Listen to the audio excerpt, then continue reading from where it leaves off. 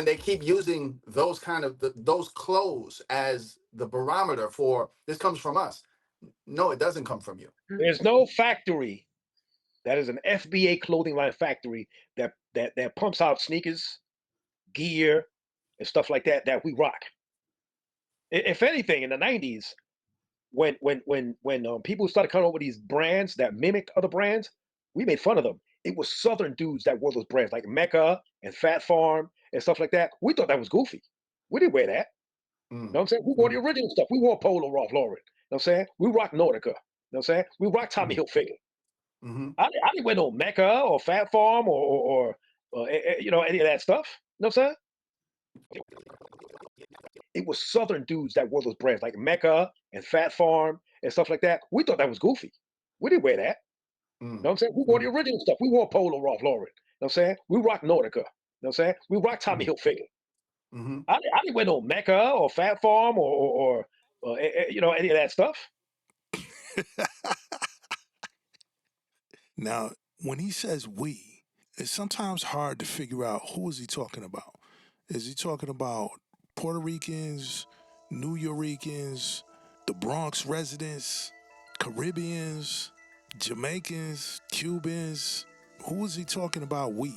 Each one of these guys' ridiculous points, they turn around and destroy it themselves. Oh, there's no FBA clothing. Oh, there's no FBA sneakers. There's no FBA clothing factories.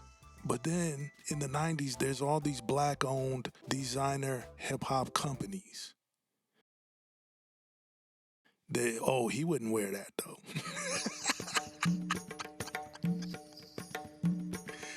He wouldn't wear none of that. He was busy wearing white designers. That's what he's about, right? Hand, strumming on the drum. Dum diddy dum diddy dum dum dum. Let's go to the 80s. Let's go to hip-hop fashion in the 80s. What was being rocked? I know, but just take us through it. What was being rocked and who was rocking it? And of course, we know African Americans were rocking it. The streets were rocking it. But take us through that. Well, what year in the 80s you talk about? Let's go 81 to 85. 81, 85. If 81, we still rocking the Taylorwoods, Jordache, Sergio Valentes, Sassoon, the blue jean era. You know what I'm saying? British Walkers. Down the leg. Yeah, British Walkers. You still rocking mock necks. You rocking the nameplate buckle. You know what I'm saying? Kangol. Fisherman hats. You know what I mean? All that. Now, we got the era of the Godfather hats. That goes to the 70s. That's the 70s. But we talked, I know it's from the 70s, but we talked about in the 80s, and you've talked about from the 70s into the 80s, how there were certain crews that were rocking the Godfather hats and how. Yeah, it's not a definite, just a possibility, maybe. It's called making this up. I don't know if you said this as a definite, but the possibility of, because the only people that I saw rocking the Godfather hats were Puerto Rican dudes. Oh, well, I guess that settles it. Anybody wearing a Godfather hat, they had to get it from the Puerto Ricans. But wait a minute. Were Puerto Ricans building them hats? Were they making them? Is there a Puerto Rican factory somewhere pumping out these Godfather hats? These are German hats, right? So how is Puerto Ricans claiming all the German hats? Puerto Ricans weren't building these hats.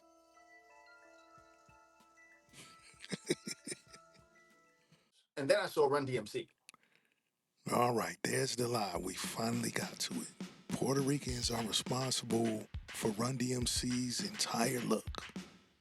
Is that right? So I'm wondering where they get that from? Who came up? Who was rocking that first? I don't know. To make the distinction, Run DMC rocked fedoras.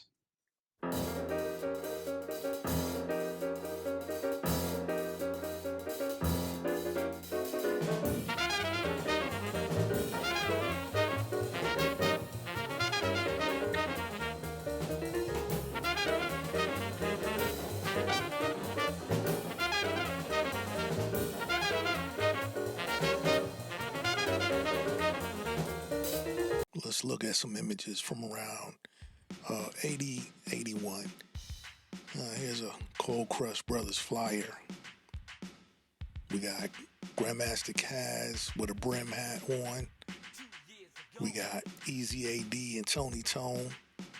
Almighty KG with the brim and the trench coat look. JDL with the brim. Almighty KG. And we have Kaz with the brim and the bomber. Another picture with Cold Crush. Now we have someone who was down with the Cold Crush Brothers. His name was King. See, he got the brim and the shirling. Now that reminds me of this picture. Disco King Mario. All right. Some more flyers. Brothers, they got the brim hats on. Let's look at Funky 4. Rodney C has a brim hat. Not really sure what kind of hat he's rocking, but it's one of those brim hats. Check this flyer out. We got the Fantastic Five. We got the Funky 4. Cold Crush. And look at Mean Gene. All right, let's take a look at this. The Funky 4 plus one more. They were the first rap group in history on national television. It was February 1981 on Saturday Night Live. All right, we got Rodney C with his brim hat on. And take a look at Jazzy Jeff with his brim. Now, I don't think that's a fedora. That looks like a Hamburg Godfather hat. Rockin' in the heart. Now things we do, you can call it art. We're back, we're slick, we're doing it hip. We're gonna rock this record. Don't you forget. That's the joint. Because the only people that I saw rocking the Godfather hats were Puerto Rican dudes, and then I saw Run DMC. And Right. So I'm wondering where'd they get that from? Who came out? Who was rocking that first? I don't know. Well, to make the distinction, Run DMC rocked fedoras. And so he's trying to get in a little dig at Run DMC because the fedora is more of the working class everyday hat compared to the Hamburg, which is a little more expensive. You know, that's the hat that the boss will wear. Maybe Run is wearing a fedora brim. It's hard to tell. It looks like DMC is wearing a Hamburg. And any picture you look at, Run DMC is wearing the Hamburg brim hat, the Godfather hat. To make the distinction, Run DMC rocked fedoras. In the Bronx, Rockwell Association, the Rockwell Brothers, they rocked the Godfather hats, the Hamburg, right? Okay. And they rocked it with Adidas suits. You know what I'm saying? Which is, you know, after seeing Run DMC forever, all these years, it may not look like a thing, but in 1981, 82, 83, 84, that was a very distinct look. But they didn't come up with that. They were mimicking what we did in the streets. They were reflecting right. in the streets. Run DMC was trying to look like the drug dealers from Hollis and what they saw in the Bronx when they came up to the Fever. Because when they came to the Fever, they didn't dress like that. No. They saw the kids at the Fever, how they was dressed. All right, so this is what they're referring to. This is a picture from Run DMC's first show at the Disco Fever. I guess you could say they look a little bit corny with the plaid sports jackets on, but they got the mock neck, a little bit of gold, some jeans. Here's what DJ Junebug was wearing. All right. Now, how about this picture? Run DMC at the Disco Fever. The mock necks, the plaid sports coats, some creased lees. DMC with the suede Pumas. And Run with the shell toes. Got some colored laces. The image here is a little bit less corny when you see they got the sneakers on. Right? This is a b-boy outfit. Already. Before they got there. The mix of casual dress and sports gear. Here's another picture before they got the iconic style together. Run DMC was trying to look like the drug dealers from Hollis and what they saw in the Bronx when they came up to the Fever. Because when they came to the Fever, they didn't dress like that. No. They saw the kids at the Fever, how they was dressed. Mm-hmm. You know? Mm-hmm. Dum diddy dum diddy dum dum dum. Let's look at what they're really trying to get to. Castles in the Sky, Sir Norman Rad, 2019 interview with B-Boy Willie Will, Rockwell Association.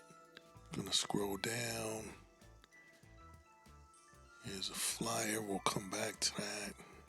And here is where he mentions Run DMC. He's talking about he was wearing Pumas, Adidas suits, Godfather had stuff like that. Run DMC style long before there was Run DMC. So he isn't saying exactly that they inspired Run DMC's look, maybe implying it, but he's not specifically saying.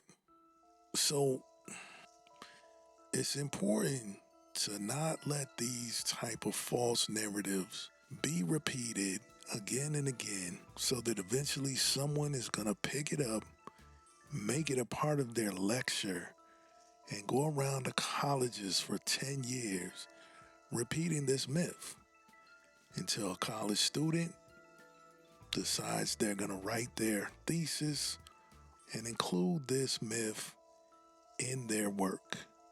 They might even cite Norm Rad's website as they do their research. It gets written up, published, and there you have this false myth, part of history. Facts and evidence and all that doesn't matter in an entertainment history. It's entertainment. Now, luckily, we have DMC to set the record straight. So when Russell let me, Succum C's good, it's like that. Russell's whole thing was, you'll need wardrobe, you'll do your. So me and Ron would say, yeah, cool, but we ain't wearing that shit. so who y'all want to dress like, the drug dealers? Or no, just the we want to period? dress like Jam Master Jay and DJ Hurricane. Okay. Let's talk about Andrew Jackson High School. 9th grade, 10th grade, and 11th grade. The way Run DMC looked, that's how Jam Master Jay and Hurricane was going to school. The black Godfather. Okay. Yes. Wow. So what had happened was there's a picture of me and Run at the Fever. We all over the place. No coordination. Matter of fact, in my early first shows, I'm wearing Pumas. You just didn't see my feet. Run had on Adidas. I had on blue Pumas with the white stripe. But this is what happened. We get a gig at the Disco Fever. The first time that we were supposed to play the Fever, we pull up to J House. We didn't know about this thing called sound check. So we had to be at the Fever 6:30 for sound check. Mm-hmm. Jay went to Jamaica Avenue to get fly. So he missed the first show that Run DMC had at the Fever. DJ Starchild, legendary DJ Starchild. Yep. He DJ'd for us. He DJ'd It's Like That Succum C's. But the next time that we played the Fever, because after the Fever saw us, they knew who Run DMC was, but they didn't know, I'm familiar with this DJ Run guy. So when we took the stage, the Fever did this. Imagine the Fever. It's this. Sal Albertello entered, ladies and gentlemen, straight out of Queens, Run DMC. It's the Fever. Music is playing and stuff. DJ Junebug had the beat on. When we took the stage, you could hear the turntable. And then you heard this.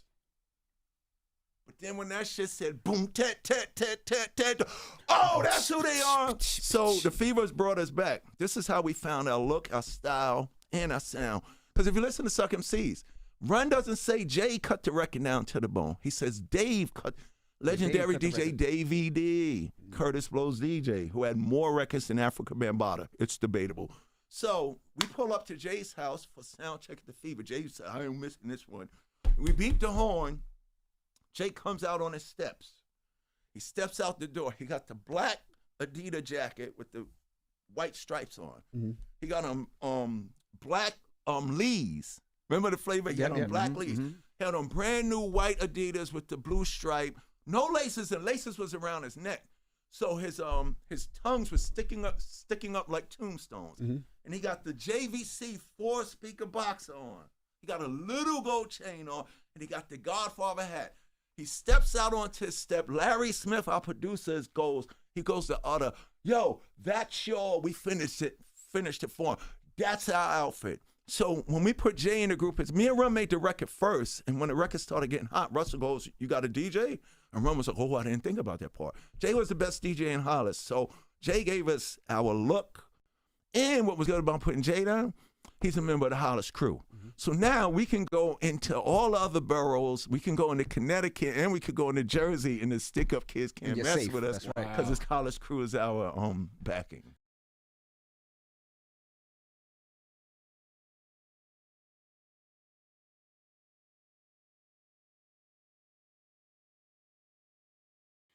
Imagine we didn't have DMC to tell the story. So we have this photograph. Jam Master Jay. I'm not sure of the date on it. It looks like a high school picture. All right, now check these brothers out. Ha! We've got the Godfather hat. We got the Adidas tracksuit, a Kango type hat. We got the leather jackets. We got a brother in a b-boy stance on his square. Now this looks like high school and where Jam Master Jay got the style from. So y'all need to stop it, man. Let's look at some images that seem to have some problems when it comes to the dates. Right?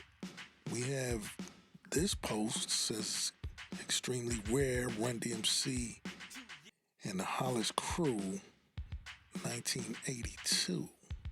This would have been before their show at the Fever. It's actually a picture from 84, so it's a little bit of a hoax there. We have this photograph of Run DMC in the Cornell collection. They are supposedly at the Roxy. You can see they have the Godfather hats on, but this is also 1982. Some type of discrepancy with the date. They might want to get that fixed. Here's an interesting flyer from Alive Cologne did. This is one of DJ Chips from Brooklyn's flyers, Fantasia. One of the earlier flyers, maybe the earliest. This states hip-hop right on the flyer. And of course, Randy believes that it's fake. First, this is in Brooklyn. This is the first time we see the word hip-hop on any of the flyers that we just saw. Now, there might be flyers that we haven't seen from the Bronx that mention the name hip-hop. But this is a Brooklyn flyer that mentions the name hip-hop. Now, for me, that's neither here nor there. I thought I wanted to bring it out because I just thought it was interesting. No, it's not a fake flyer, Rand. It's not a fake flyer. It's definitely a real flyer. Incidentally, Hulk 777, one of Cologne's followers, I don't know where this claim comes from, that Grandmaster Flowers had a DJ partner named Dice. As a graffitiist, he was tagging Flowers plus Dice. Seems that they invented an entire Puerto Rican DJ partner for him.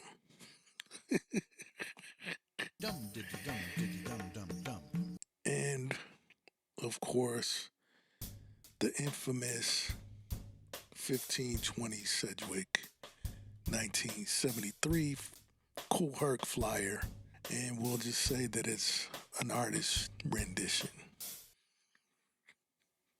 So it comes to this flyer, and there's some things that I'm suspicious of. I'm not going to say what all they are right now, but we have the Rockwell Brothers at St. Martin, 182nd and Crotona. And the special guest, the fantasizing MCs, All right. A couple of the things that are kind of suspicious about this flyer is the 182nd in Crotona, for some reason, is pasted on. It doesn't look like an artistic choice or anything. Somehow maybe something got messed up. I don't understand it. It's there. Something's pasted over. And then we come to the date, which is, for some reason, the only thing handwritten on the flyer besides the signature. All right, Friday, February 11th, 83. Don't be late. Now, that's strange to me. I'm not going to say it's fake. I'm just going to say it's suspicious. All right? Dum diddy dum diddy dum dum dum. I'm still a hip-hop historian's bonus technique. All right, so this book, Hip Hop, by Stephen Hager. I remember stealing this book from the bookstore. And then I left it on an airplane. And it's pretty expensive these days. I'm going to read a little bit from the breaking chapter. I think this is information from Willie Will.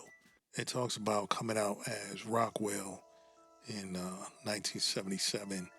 They were a Puerto Rican crew during a time when communication between blacks and Puerto Ricans was somewhat limited. Both groups were into music and dance, both through block parties, but the similarities stopped there. Puerto Ricans played disco music while blacks played hardcore funk. Puerto Ricans dressed in flower print shirts and pointy-toed shoes and danced the hustle, while blacks wore bell-bottoms and sneakers while breakdancing.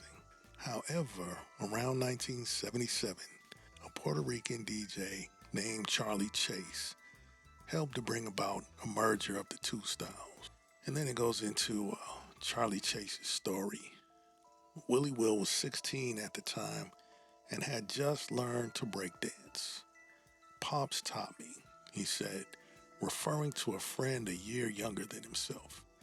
He learned from the Zulus. They had one dancer named Chopper who was real good.